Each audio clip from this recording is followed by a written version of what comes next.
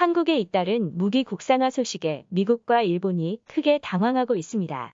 한국은 미국 무기를 구입했던 나라 중 톱4에 포함되어 있습니다. 최근 10년간 63억 달러어치의 무기를 수입해 4위를 기록했던 것입니다. 한국이 수입한 무기 중 미국산이 51%로 절대적인 상황이고요.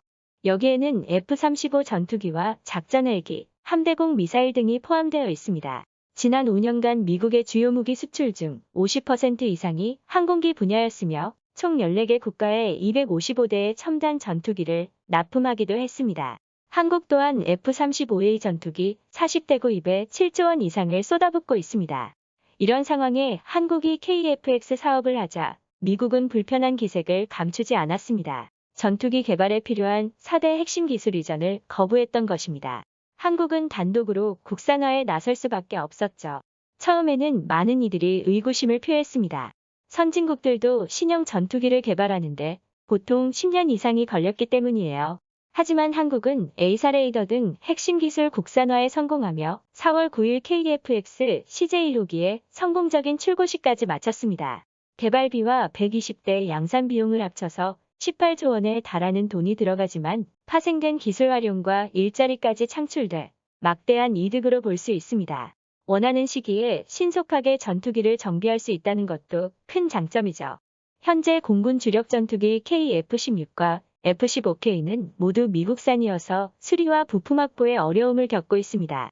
지난 5년간 수리 부품 부족으로 비행이 불가능했던 사례는 1000여 건에 달합니다.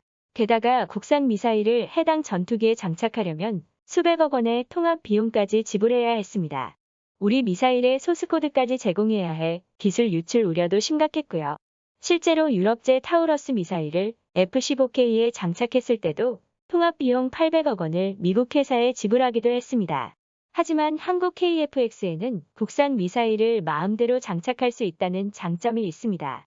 KF-21 전투기에 3만여 개에 달하는 세부 부품 국산화율은 65% 정도죠. 700개 이상의 국내 업체가 참여해 1만 2천 개의 일자리가 창출되기도 했습니다.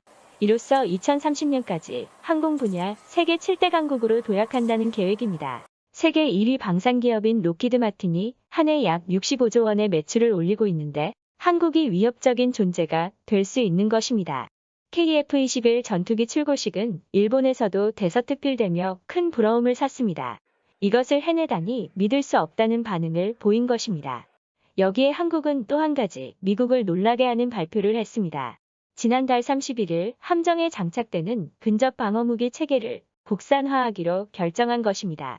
바다에서 미사일을 방어하는 기술은 3단계로 이루어져 있습니다.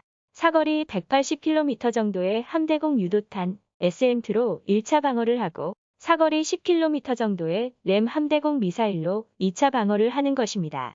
램은 미국에서 만든 것인데 한국은 이마저도 대체할 수 있게 2018년 사거리 20km 수준의 해공 유도탄을 개발해 내기도 했습니다. 미국산 램이 특정 방향으로 발사하는 것이라면 해공은 수직 발사한 후 표적으로 날아가는 것이라 모든 방향을 방어할 수 있다는 장점이 있습니다.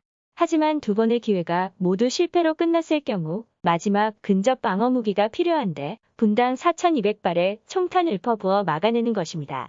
이는 거리 측정 레이더와 기관포를 결합한 것으로 볼 수 있습니다. 그동안 이 근접 무기를 독식한 곳은 네덜란드 골키퍼와 미국 페일랜스였습니다. 한국도 위 두 제품을 번갈아 도입해왔고요. 골키퍼는 네덜란드가 1975년부터 연구 개발을 시작해 완성시킨 무기죠. 탐색 레이더와 추적용 레이더를 통해 목표물을 포착하고 위협도에 따라 표적 순위를 자동으로 할당해 재빠르게 대응할 수 있습니다. 골키퍼는 1996년 건조된 한국형 구축함 1호 광개토 대왕함부터 달리기 시작했습니다. 일본 초계기가 근접 비행으로 위협할 때 뛰어난 레이더 성능을 보였던 바로 그 군함이죠. 호르무즈 해협에 파견됐던 청해부대 함정에도 골키퍼 기관포가 달려 있습니다. 이 때문에 해적 같은 배가 다가와도 쉽게 대응할 수 있는 상황이고요.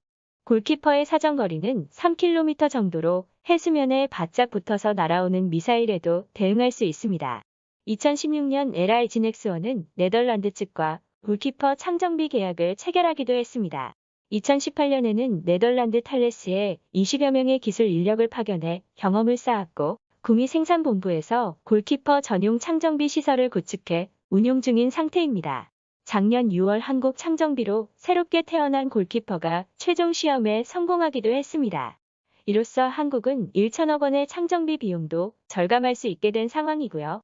하지만 골키퍼가 단종된 이후 차기 호위함인 인천함부터는 미국산 페일랭스를 사용할 수밖에 없었습니다. 분당 3,000발을 발사할 수 있고 사정거리는 5km 정도입니다.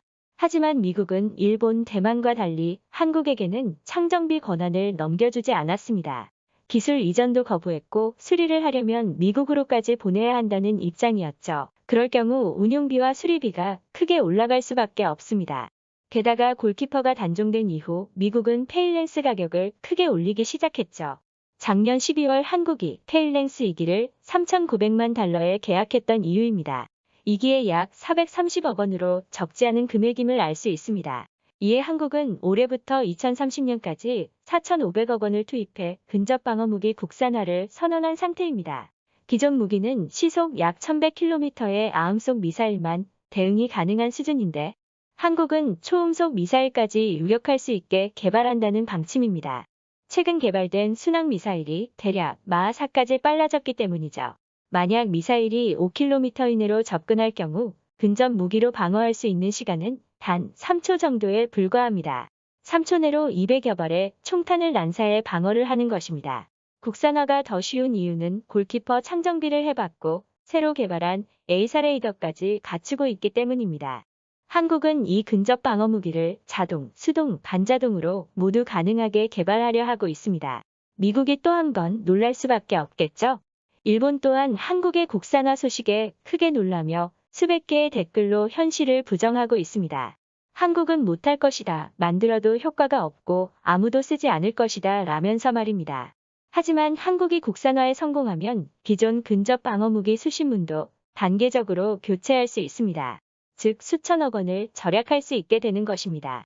게다가 향후 경항모와 한국형 차기 구축함, 호위함 등 최신 함정에도 장착할 수 있습니다. 최근 5년간 미국의 전 세계 무기 수출 비중은 37%를 차지했습니다. 전체 순위 2위부터 5위까지는 러시아, 프랑스, 독일, 중국 순인데 한국도 당당히 무기 수출 세계 9위에 이름을 올리고 있습니다. 한국의 무기 수출은 5년 전에 비해 210% 증가했고 전체 수출 시장에서 차지하는 비중도 0.9%에서 2.7%로 상승한 상태입니다. 잠수함은 자체 생산이 가능해져 더 이상 수입을 할 필요가 없고 한국형 차기 구축함 KDDX도 우리 손으로 만들고 있습니다. 2030년까지 총 사업비 7조 8천억 원을 들여 6척을 건조한다는 것입니다. 한국이 만든 K9 인자주포는 호주에 1조 원어치 수출됐을 뿐 아니라 터키, 폴란드, 인도에서도 활약하고 있고 하나디펜스가 만든 레드백 장갑차는 독일 업체 링스와 경쟁하며 호주에서 최종 도입 후보에 오른 상태입니다.